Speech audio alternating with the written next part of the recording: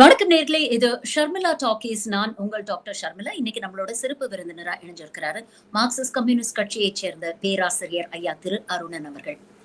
வணக்கம் சார். வணக்கம் சகோதரி. உங்களுக்கு செலுத்துகின்ற வரியை நிறுத்த எங்களுக்கு ஒரு நொடி போதும் அப்படின்னு ரொம்ப கடுமையாக எச்சரித்திருக்கிறார் மாண்புமிகு முதலமைச்சர் திரு மு.க. ஸ்டாலின். அதை பார்க்கும் பொழுது எனக்கு வீரபாண்டிய கட்டபொம்மனுடைய அந்த சீன் தான் கண் முன்னால வந்துச்சு. எப்படி சிவாஜி கணேசன் ஜாக்சன் துரையை பாற்று அந்த வசனம் பேசுவார் இல்லையா, உனக்கு ஏன் கொடுக்கணும் வட்டி, எங்களோட வயலுக்கு வந்தாயா, நாத்து நட்டாயா, இல்ல நீ எனக்கு மாமனா மச்சானா மானம் கெட்டவனேன்னு. அது எந்த அளவுக்கு அந்த வசனம் இம்மார்டலைஸ் ஆயிடுச்சு அப்படிங்கிறது தெரியும். ஒவ்வொரு தமிழனுடைய மனசுலயும் ஆழ பதிந்த ஒரு வசனம். அந்த வசனத்துக்கும் நேத்து முதல்வர் பேசுனதுக்கும் பெரிய வித்தியாசம் இருக்கிறதா எனக்கு தெரியல. ஒவ்வொரு வார்த்தையும் ஆணி அடிச்ச மாதிரி பேசியிருந்தாரு. ரொம்பவே மென்மையான மனிதர் அப்படின்னு சொல்லக்கூடிய முதல்வரையே இன்னைக்கு இந்த அளவுக்கு கடுமையாக விமர்சனம் செய்ய வைத்திருக்கிறது பாஜக அப்படிங்கிறது ஒரு பக்கம் இருந்தாலும், இன்னொரு பக்கம் இன்னைக்கு இருக்கக்கூடிய அரசியல் சூழ்நிலை நமக்கு தெரியும். ஒன்றிய பாஜக எதிர்கட்சிகளை எப்படி கையாள்கிறது, அந்த தலைவர்களை எப்படியெல்லாம் போட்டு பந்தாடுறாங்க அப்படிங்கறதையும் நம்ம பாக்குறோம். அப்படிப்பட்ட சூழ்நிலையில இப்படிப்பட்ட ஒரு கருத்தை தைரியமாக முதல்வர் இன்னைக்கு பதிவு செஞ்சிருக்கிறார்னா அதுக்கு பின்னணியில் உள்ள காரணங்கள் என்ன அப்படின்னு நினைக்கிறீங்க? அதற்கு பின்னணியில் உள்ள காரணங்கள் என்பது தமிழின் உரிமையை காப்பது, தமிழ்நாட்டினுடைய மானத்தை காப்பது. ஏன்னா அதுக்கே ஆபத்து. அவரு எவ்வளவோ பொறுமையா சொல்லி பார்த்தாரு. ஒன்றிய கல்வி அமைச்சர் தர்மேந்திர பிரதானுடைய அடாவடி பேச்சு, அதனாலதான் அவருக்கு நான் பேர் வச்சிருக்கேன். தர்மேந்திரன்னா தர்மத்தின் தலைவன் அர்த்தம். தர்மம் பிளஸ் இந்திரன், அதான் தர்மேந்திரன். ஆனால் அவர் அதர்மத்தின் தலைவர். ஆகவேதான் அவர் அதர்மேந்திர பிரதான் நான் சொல்லி கொண்டு வர்றேன். அவருடைய அந்த அடாவடி பேச்சு, அதை எதிர்த்து திமுக கூட்டணியில், இந்தியா கூட்டணியில் இருக்கக்கூடிய தமிழ்நாட்டின் கட்சிகள் எல்லாம் ஒரு அடர்த்தியான ஆர்ப்பாட்டத்தை நடத்தியதை நாம் எல்லாம் பார்த்தோம். அதற்கு பிறகும் கூட அவர் பிரதமருக்கு கடிதம் எழுதினார். அதுல மிக முக்கியமான ஒரு விஷயத்தை குறிப்பிட்டார். ஐயா, இந்த PM ஸ்ரீ பள்ளி திட்டம் என்பது வேறு. அதுலதான் நீங்க இந்த புதிய தேசிய கல்விக் கொள்கையை புகுத்துறீங்க, மும்மொழி கல்வி உட்பட புகுத்துறீங்க. ஆகவே நாங்க அதை ஏற்க முடியாது. ஆனால் இந்த ஒருங்கிணைந்த பள்ளி கல்வி திட்டம் என்பது வேறு. அதன் அடிப்படையில ஏற்கனவே எங்களுக்கு வர வேண்டியது 2152 கோடி ரூபாய். அது ரெண்டையும் சம்பந்தப்படுத்தாம அந்த நிதியை விடுவீங்கள் உடனடியாக என்று கடிதம். அதற்கு பிரதமரிடமிருந்து கடிதம் அல்ல, மீண்டும் தர்மேந்திர பிரதானிடமிருந்து தான் கடிதம். அதுல அவர் இன்னும் ஆணவத்தோட நீங்க இதை ஏற்கவில்லை என்றால், இந்த புதிய கல்விக் கொள்கையை ஏற்கவில்லை என்றால் நட்டா வெறும் 2152 கோடி இல்ல 5000 கோடி இருக்கும்னு அவர் ஒரு கணக்கு சொல்றாரு. அது பெருமையா? அப்ப இதெல்லாம் பாக்குறாரு, படிக்கிறாரு. அப்ப இவங்க நிச்சயமாக ஒரு மோசமான முடிவோடு இருக்குது மோடி அரசு. ஆக அவங்க தமிழின் பகைவர் ஆயிட்டாங்க, தமிழ்நாட்டினுடைய உரிமைகளை பறிக்கிறவங்கள் ஆயிட்டாங்க என்கிற முடிவுக்கு வந்துதான் இந்த பேச்சு பேசியிருக்காங்க. அது இயல்பானது.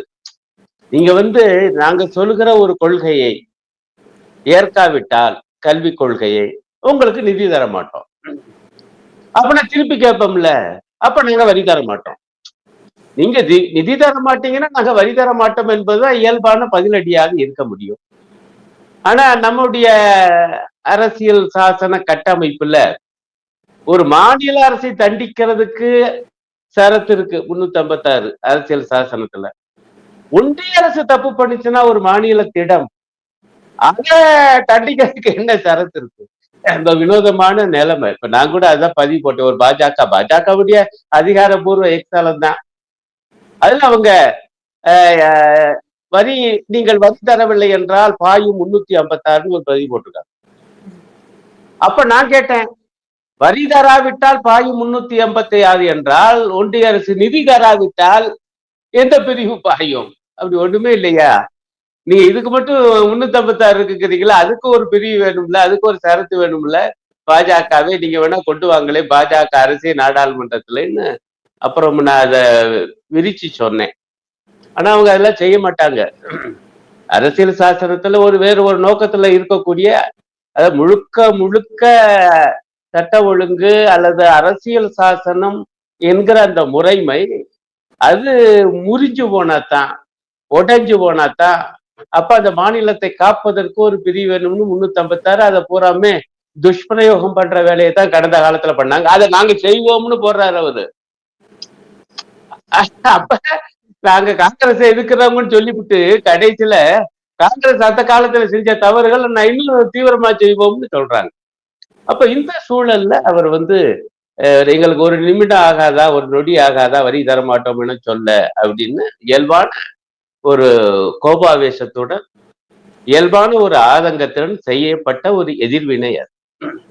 ஆனால் அந்த எதிர்வினைக்கெல்லாம் கூட அவங்க மசிவாங்களா, யதார்த்தத்தை ஏற்பாங்களான்னு தெரியல.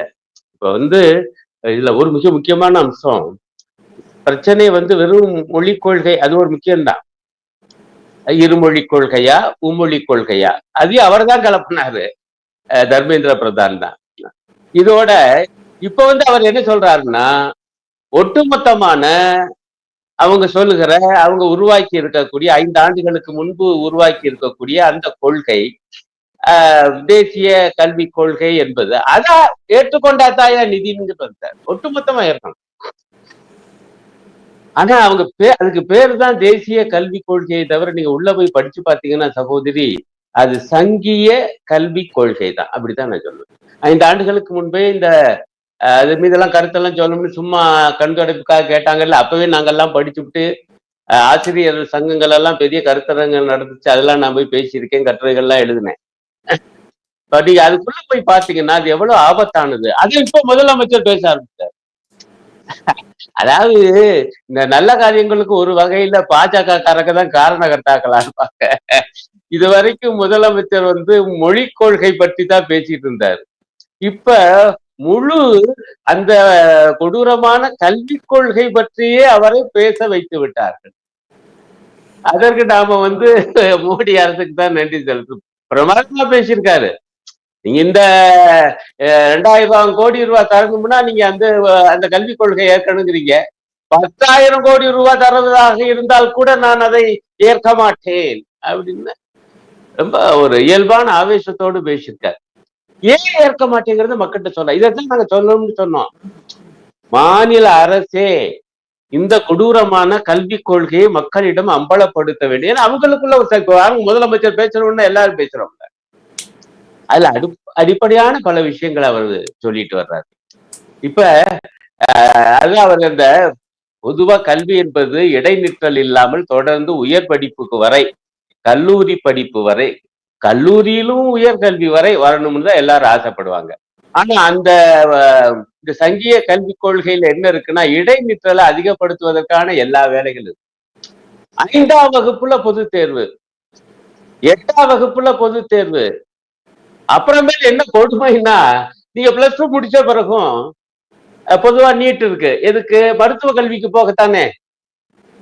அவங்க என்ன சொல்றாங்கன்னா, நீங்க ஒரு கலை கல்லூரி அல்லது அறிவியல் கல்லூரிக்கு போகணும்னா கூட அங்க நீட் மாதிரி ஒரு எக்ஸாம், அதுக்காக ஒரு ஒன்றிய அளவுல ஒரு அமைப்பை உருவாக்கியிருக்காங்க. அந்த அமைப்பு நடத்தும், நேஷனல் டெஸ்டிங் ஏஜென்சி நினைக்கிறேன். அது மூலமா தான் இப்ப அவர் அதெல்லாம் சுட்டி காண்பிக்கிறாரு முதலமைச்சர். இங்க பாருங்க, நீங்க BA BSc படிக்கணும்னாலும் ஒரு நீட் வருவீங்க.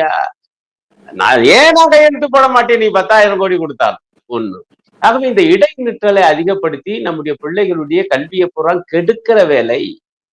நாங்க கல்வியை கொடுக்க பார்க்கிறோம், ஆனால் மோடியினுடைய கொள்கை கல்வியை கெடுக்க பார்க்கிறது என்று அழுத்தமாக பேசியிருக்கார். இன்னும் நீங்க உள்ள போய் படிச்சு பார்த்தீங்கன்னா அதுல கொடுமையா இருக்கும்.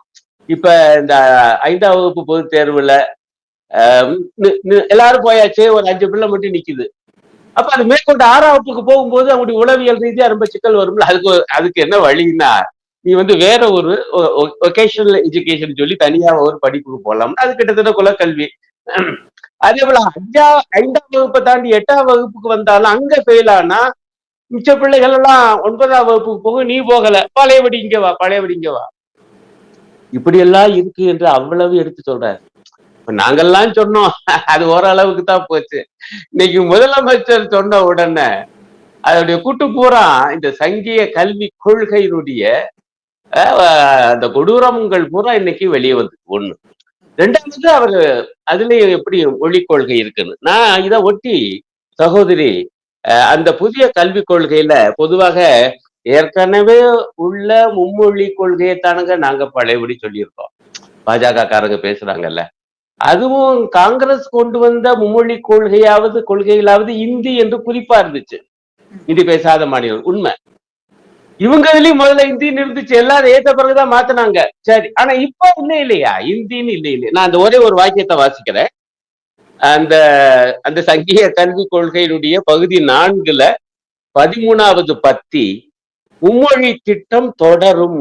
எப்படி காங்கிரஸ் எதுக்குறோம் அப்படின்னு சொல்லிட்டு தொடருமா அவங்க கொண்டு வந்தது. அதுல என்ன விளக்கம் என்றால், அந்த 3 மொழிகளில் 2 இந்தியாவில் பிறந்த மொழிகளாக இருக்க வேண்டும். அப்படியே மொழியாக்கம் பண்ணியிருக்க. தாய்மொழின்னு இல்ல, கவனிச்சிங்களா? அப்படி 2 இந்திய மொழிகளா இருக்கணும், இன்னொன்னு அந்நிய மொழியா இருக்கலாம். அப்ப எல்லாரும் பொதுவா ஆங்கிலத்தை எடுத்துருவாங்க. மிச்ச 2 என்ன? மிச்ச 2 இந்தி சமஸ்கிருதமா கூட இருக்கலாங்கிறாங்க. நான் வேற இட்டுக்கட்டி பேசல.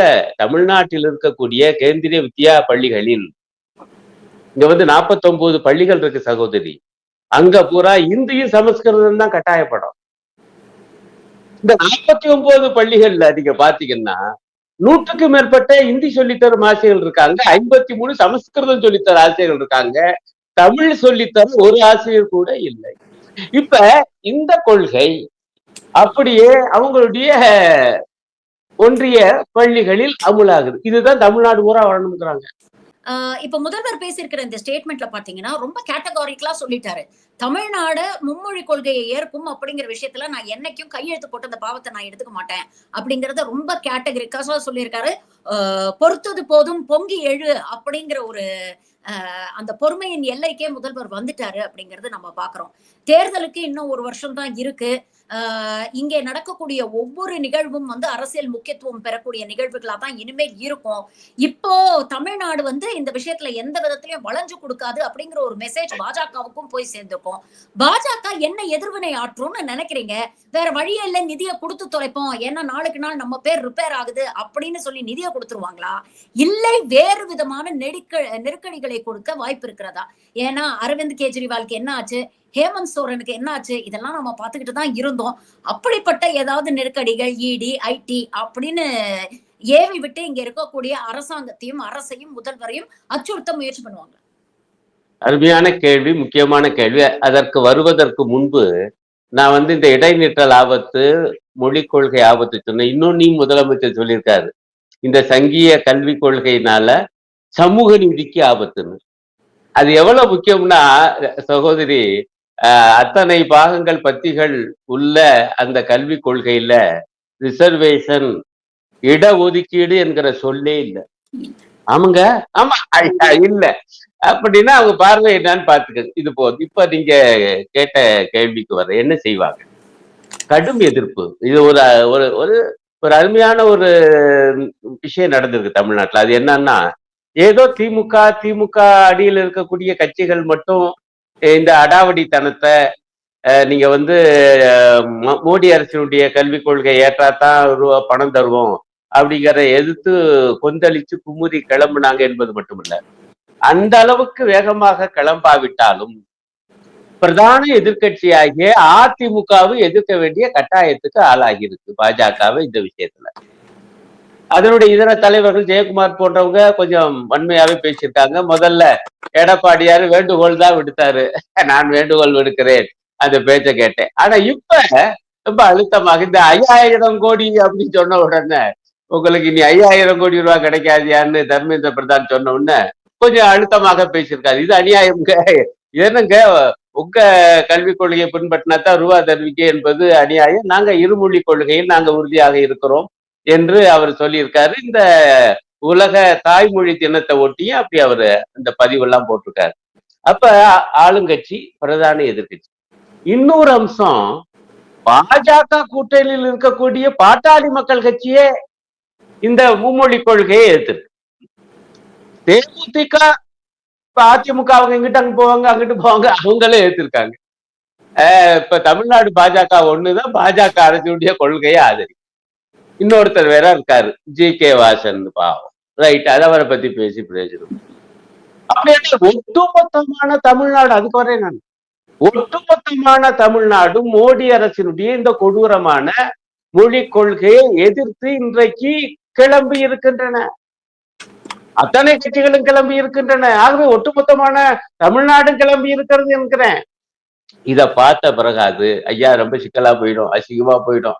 ஆகவே அந்த ஒருங்கிணைந்த பள்ளி கல்வி திட்டத்தின் கீழ் தர வேண்டிய அந்த 2152 கோடி ரூபாய், இல்ல இப்ப ஒரு 5000 கோடிங்கிறாருல, சரி 5000 கோடி ரூபாய் அவர் சொன்ன கணக்கு, அந்த கணக்கு சரியா தப்பான்னு ஒரு வாதம் ஓடிட்டு இருக்குன்னு அதுக்குள்ள கூட போகலன்னு என்ன தரணுமோ அந்த திட்டத்தின் கீழ் அவங்க அதான் கேட்கிறாரு. முதல் இந்த பிஎம்சி திட்டத்துக்கு எதே நிதினா அது வேணாம், ஏன்னா இந்த திட்டமே வேணாம்.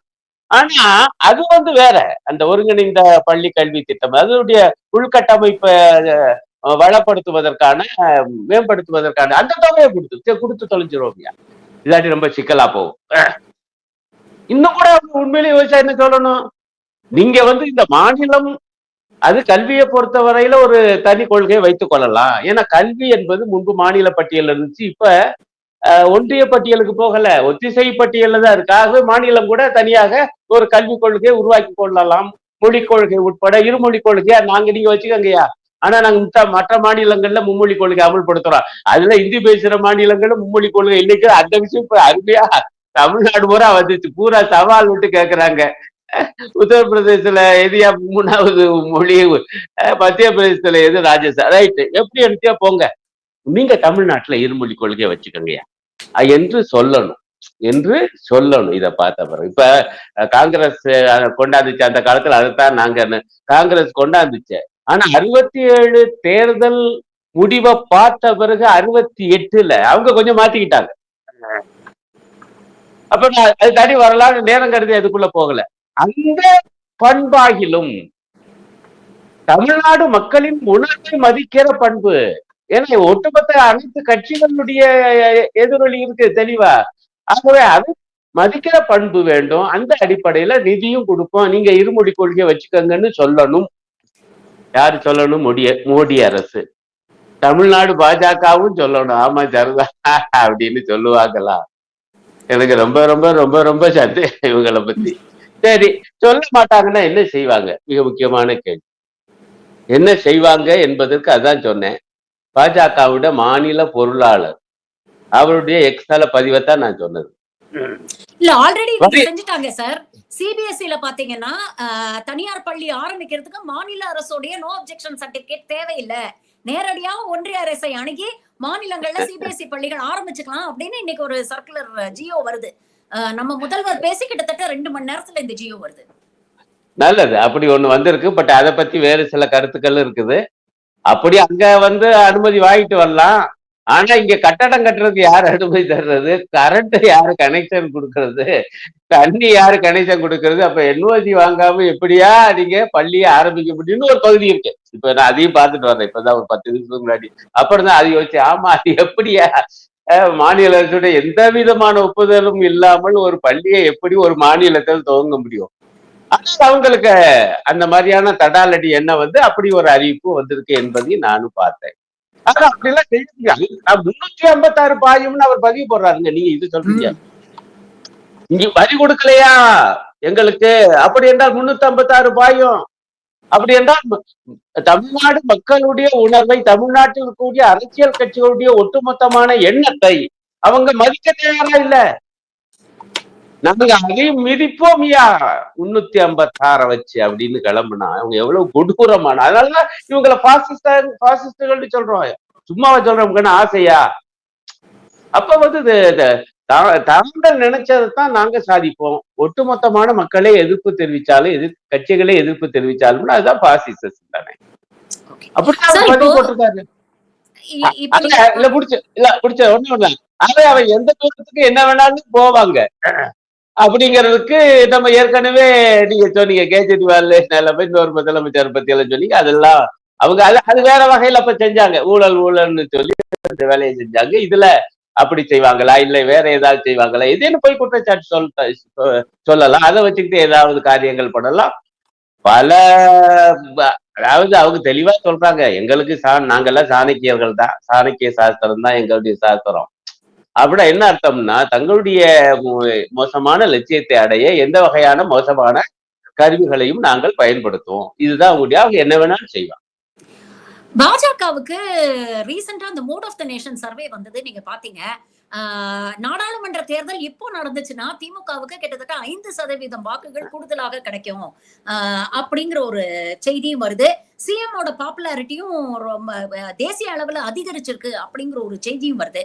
இதெல்லாம் பாஜகவுக்கு கண்டிப்பா தெரியும். திமுகவுடைய வாக்கு வங்கி ஏறக்கூடிய மக்களுடைய ஆதரவு திமுகவுக்கு இருக்கக்கூடிய இந்த நேரத்துல இப்படிப்பட்ட ஒரு விஷயத்த பாஜக தெரிஞ்சே கையில எடுக்குதுன்னா, இது என்ன ஒரு சூட்சமோ இல்ல என்ன செயல் திட்டத்தை பின்னால மைண்ட்ல வச்சுக்கிட்டு இப்படிப்பட்ட ஒரு விஷயத்த செய்யறாங்க? ஏன்னா ஒரு அரசியல் செயல் இழக்க செய்யுது, அதற்கு ஒரு கெட்ட பேர் வாங்கி கொடுக்கணும் அப்படிங்கிறது எண்ணமா? இல்ல திமுக பல நலத்திட்டங்களை செஞ்சிருக்கு, இதனால மக்கள் கிட்ட அவங்களுக்கு ஆதரவு இருக்கு, அப்ப தொடர்ந்து இது போன்ற விஷயங்களை கையில எடுத்தா இது பாஜகவுக்கு தானே பின்னடைவு ஏற்படுத்தும். அப்ப என்ன மைண்ட் செட்ல இது போன்ற விஷயங்களை கையில எடுக்கிறாங்க? சகோதரி, எனக்கு என்ன படுதுன்னா, உச்சியில மீண்டும் வந்தாச்சு ஆட்சியில. நாடாளுமன்ற தேர்தல் முடிஞ்சு வச்சு தனி பெரும்பான்மை இழந்தாச்சு. ஆனாலும் கூட்டணியை வச்சு அவங்க ஆட்சியில பழையபடி உட்காந்தாச்சு. பழைய ஆட்சி மாதிரி தான் அவங்க பாட்டுக்கு நடந்துகிட்டு இருக்காங்க. அதனால ஆந்திராவை மட்டும் நல்லா கவனிச்சுக்கிட்டா போதும், பீகாரை நன்கு கவனிச்சா போதும். இப்ப இந்த பட்ஜெட்ல பீகாருக்கு தான் பட்ஜெட்னு எல்லாரும்.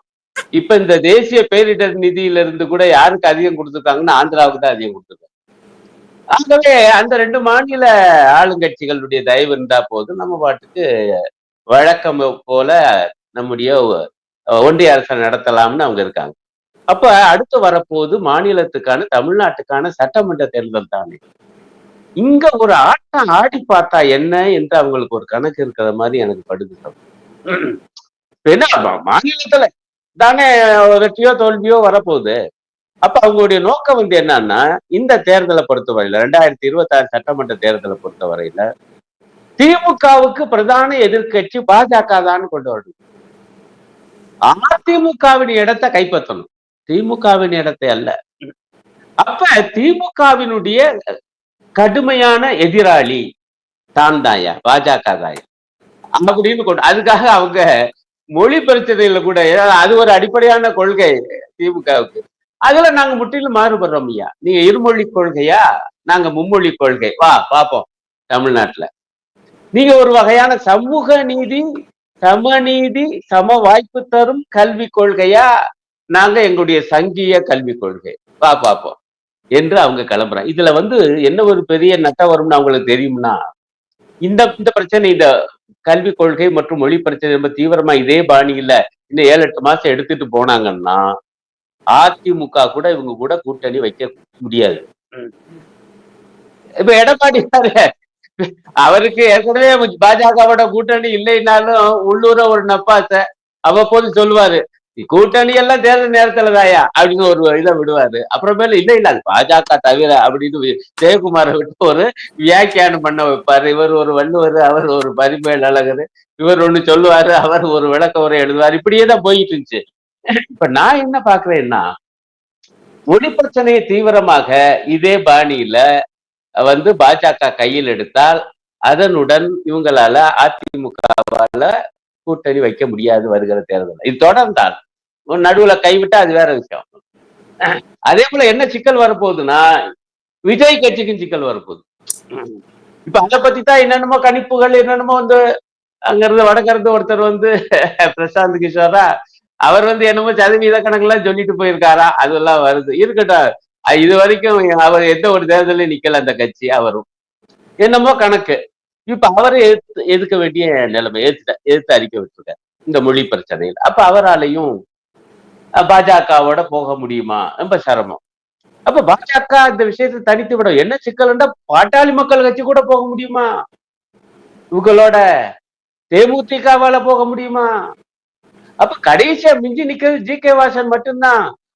அப்ப என்னன்னா, அப்படியே யாரும் வராட்டியும் பரவாயில்லை,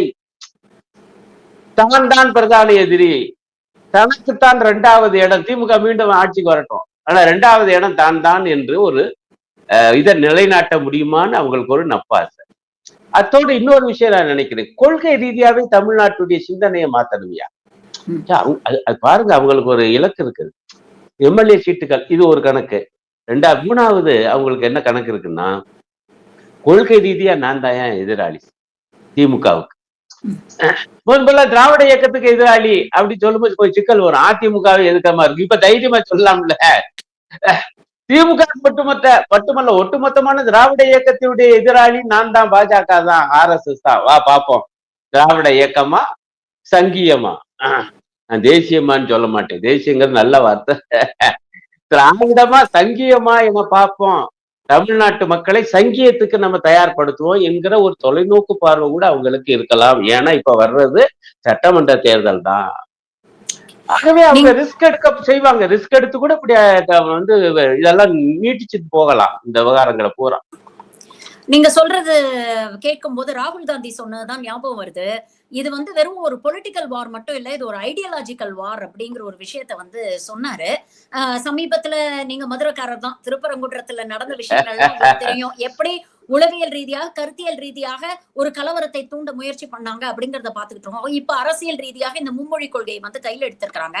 முதல்வர் வந்து இவங்களால நேரடியா தாக்க முடியல, முதல்வருடைய செல்வாக்க வந்து இவங்களால டேமேஜ் பண்ண முடியல அப்படிங்கிறோன்னு துணை முதல்வரை அட்டாக் பண்ண ஆரம்பிக்கிறாங்க. அண்ணாமலை பாத்தீங்கன்னா நேரடியா துணை முதல்வருக்கு வந்து சவால் விடுறது, ஒரு சமூக வலைதளங்கள்ல ஒரு ஹேஷ்டேக் வார் நடத்தி பாருங்க நாங்க வந்து ட்ரெண்ட் பண்ணி ஜெயிச்சிட்டோம் அப்படிங்கிற ஒரு பிம்பத்தை கிரியேட் பண்றது, இதெல்லாம் பண்ணிட்டு இருக்கிறாங்களே. இப்போ வந்து உதயநிதியை டார்கெட் பண்றதுக்கான காரணம் என்ன? இதை நான் ஏன் கேட்கிறேன் அப்படின்னு பாத்தீங்கன்னா, இதே மாதிரிதான் ஒரு காலகட்டத்துல திமுக பயங்கர வலுவாக இருந்த பொழுது 2G ஸ்கேம் அப்படின்னு ஒரு விஷயத்த, ஒரு பொய்யை கட்டமைத்து கனிமொழி அவர்களை கொண்டு போய் திஹார்ல வச்சாங்க, ஆராசாவை கொண்டு போய் திஹார்ல வச்சாங்க. இன்னைக்கு அது உண்மை இல்ல, பொய் அப்படின்னு சொல்லி அவங்க வந்து வாதாடி வெளியில வந்துட்டாலும் அந்த நேரத்துல அது திமுகவுக்கு கடுமையான பின்னடைவும் ஆட்சி இழப்பையும் ஏற்படுத்துச்சு. இன்னைக்கு உதயநிதியை டார்கெட் பண்ண ஆரம்பிச்சிருக்காங்க அப்படிங்கிறது ரொம்ப தெளிவா தெரியுது. இதை எப்படி பாக்குறீங்க?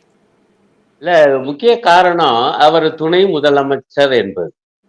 ஆக அந்த கட்சியில மட்டுமல்ல, ஆட்சியிலும் அடுத்த நிலை யாருக்கு, யார் என்பதை வெளிப்படையா சொல்லிட்டாங்க. இதுல ஒன்றும் ஒளிவு மறைவு, மக்களுடைய ஆதரவோட தான். அவர் தேர்தலில் நின்று எம்எல்ஏ ஆகிறாரு. அவர் எம்எல்ஏ ஆன மந்திரி ஆவான்னு எல்லாருக்கும் தெரியும். மந்திரி ஆனாரு, அப்புறம் துணை முதல்வர் ஆனாரு. இது நடந்துகிட்டு வருது. அடுத்த மிக முக்கியமான அம்சம், இந்த ஆர்ப்பாட்டம் சொன்னேன் பாருங்க, இந்த தர்மேந்திர பிரதானுடைய இந்த அடாவடித்தனத்தை எதிர்த்த, அந்த அடாவடி பேட்டியை எதிர்த்த ஆர்ப்பாட்டம். அந்த ஆர்ப்பாட்டத்துல வந்து உதயநிதி ஸ்டாலின் அவர்கள் பங்கு பெற்ற அந்த பேச்சை நான் கேட்டேன். அவர் என்ன சொல்றாரு, நான் துணை முதலமைச்சரா வரல, இன்னும் சொல்ல போனா நான் கட்சி தலைவரா கூட வரல, கட்சியுடைய ஒரு சாதாரண தொண்டனாக தமிழர்களுடைய பிரதிநிதியா வர்றையா, வந்து இது உரிமை குரல். அப்ப தமிழ்நாட்டுக்கு என்று ஒரு மொழி கொள்கை கூடாதா, கல்வி கொள்கை கூடாதா? கூடாது. நீங்க தனியாக ஒன்றை உருவாக்கினால் உங்களுக்கு நிதி கிடையாது. அப்படி என்றால் இது தமிழ்நாட்டினுடைய உரிமை பிரச்சனை. அதை பேசுவதற்காக நான் வந்திருக்கேன், அந்த உரிமை குரலை கொடுப்பதற்காக வந்திருக்கேன் என்று துணை முதலமைச்சர் பதவியில் இருந்து கொண்டே ஒரு ஆர்ப்பாட்டத்தில்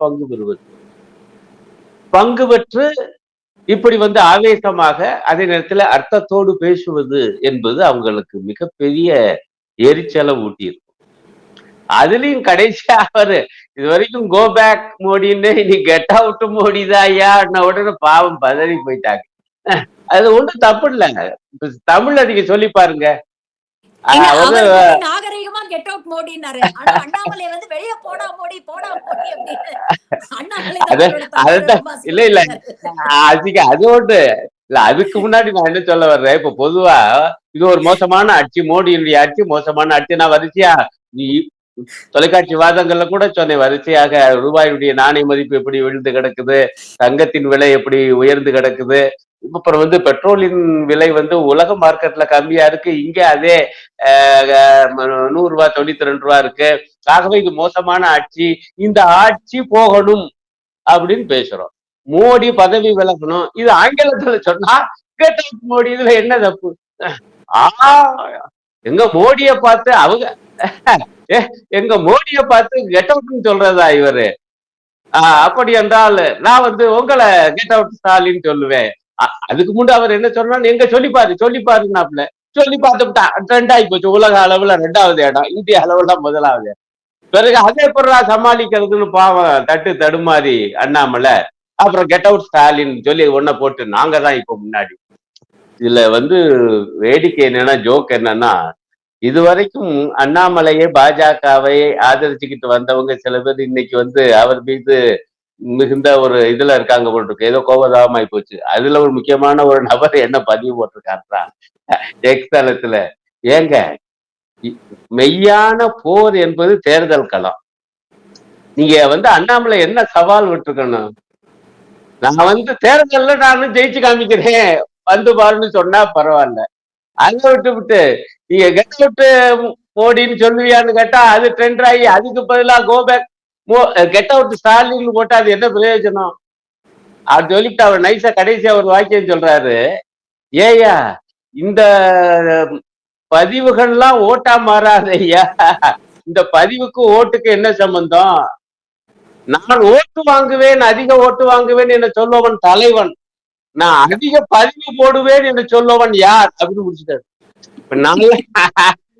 இப்ப நான்லாம் இதெல்லாம் சொன்னா வந்து கூட இங்கெல்லாம் அப்படித்தான் சொல்லுவீங்க நீங்கெல்லாம் எதிர்கட்சின்னு. அது வரைக்கும் ஆதரிச்சுட்டு இருந்தவர் இப்ப கூட அவ்வப்போது ஆதரிப்பாரு. உங்களுக்கு தெரியும் நான் யாரும் சொல்றேன், எதுக்கு பேருங்கிறதுக்கா சொல்றேன். அப்ப அப்படி அப்படி அவங்களே வந்து பதிலடி கொடுக்குறாங்க.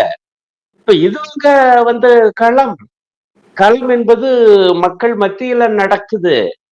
நீங்க வந்து இப்ப நீ விவாதத்தெல்லாம் பாத்தீங்கன்னா 2026 சட்டமன்ற தேர்தலில் திமுக ஒருத்தர் பேசினாரு, திமுக 234 தொகுதியில் ஒரு தொகுதியில் கூட நுழைய முடியாது. நான் அசந்து போயிட்டேன். என்னங்க ஒரு தொகுதியில கூட ஆளுங்கட்சி நுழைய முடியாதுன்னு, ஆனா நீங்க ஏங்க ஈரோடு சட்டமன்ற கிழக்கு தொகுதிக்குள்ள நுழையலன்னு கேட்டேன். அவ்வளவுதான் கொந்தளிச்சு வழக்கம் போல என்னை திட்டினார்னு வச்சு.